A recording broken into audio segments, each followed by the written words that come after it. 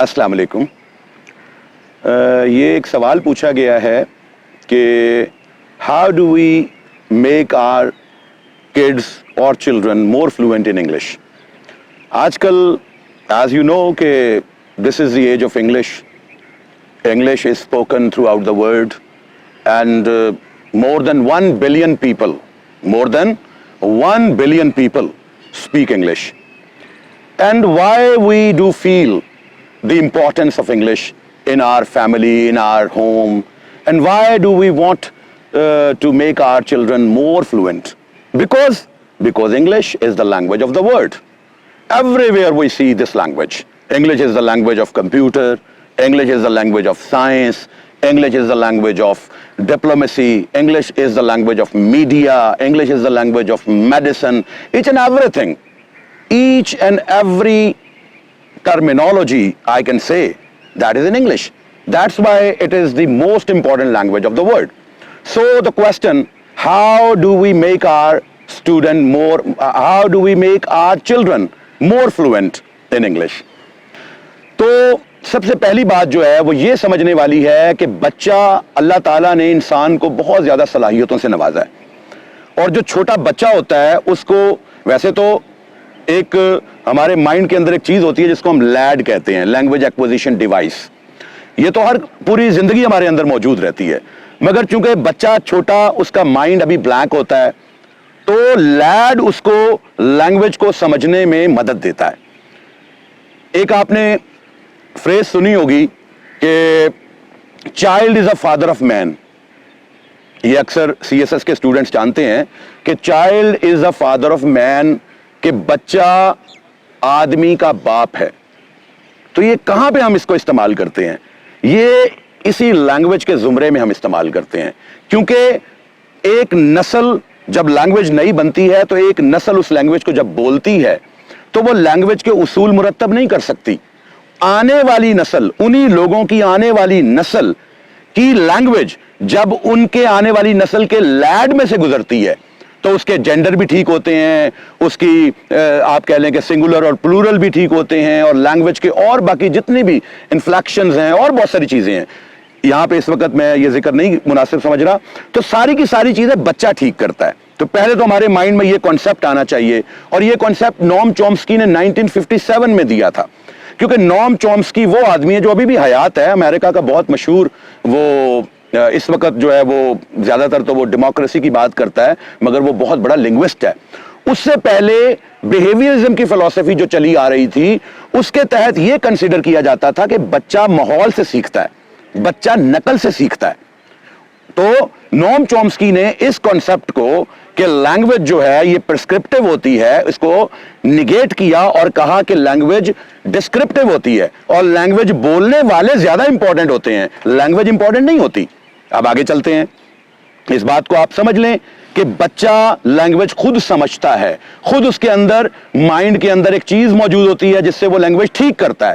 اب ہم اسے اپلائی کیسے کریں گے؟ دیکھیں، سب سے پہلی بات یہ ہے کہ ہم اسے ایکسپوجر دیں. بچے کو کیا دیں؟ ہم ایکسپوجر دیں، بچے کو کھلا چھوڑ دیں، وہ چیزوں کو خود سمجھے. اسی لیے آج کے دور میں فن لینڈ کا جو تعلیمی نظام ہے وہ دنیا کا اس وقت نمبر 1 تعلیمی نظام ہے. اور فن لینڈ اگر دنیا کے جو خوشحال ترین ملک ہیں ان میں بھی فن لینڈ کا نمبر 1 ہے. تو فن لینڈ آج یہاں تک کیوں پہنچا؟ کیونکہ انہوں نے اس بات کو بہت پہلے سمجھ لیا کہ ہم جتنی ایکٹیویٹی کرائیں گے، جتنی زیادہ بچوں کو ایکسپوجر ملے گا، ان کو ایکٹیویٹی کے اندر سے گزارا جائے گا، وہ اتنا زیادہ لرن کریں گے. تو اب میں بتاتا ہوں آپ کو کہ ایک بچہ ہے، اس کی لرننگ جو ہے وہ کیسے سٹارٹ ہوتی ہے. دیکھیں، actually 2 things influence on the learning. پہلی چیز ہوتی ہے انہیریٹنس. آپ کو اپنے والدین کی طرف سے وراثت کے اندر ذہانت ملتی ہے. اس ذہانت کو اگر آپ ماحول سے پالش نہیں کریں گے تو اس ذہانت کا کوئی فائدہ نہیں ہے. دوسری چیز ہوتی ہے انوائرمنٹ. انوائرمنٹ ہی وہ ایکسپوجر ہے جس کے ذریعے بچہ سیکھتا ہے.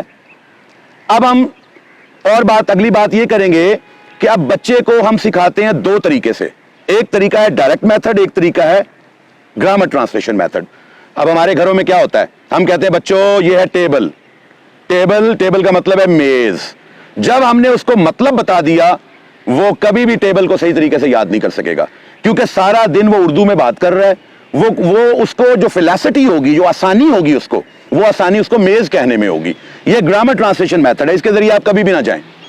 आप डायरेक्ट बच्चे को डायरेक्ट मेथड के जरिए सबसे पहले आप उनको ऑब्जेक्ट्स के बारे में बताएं।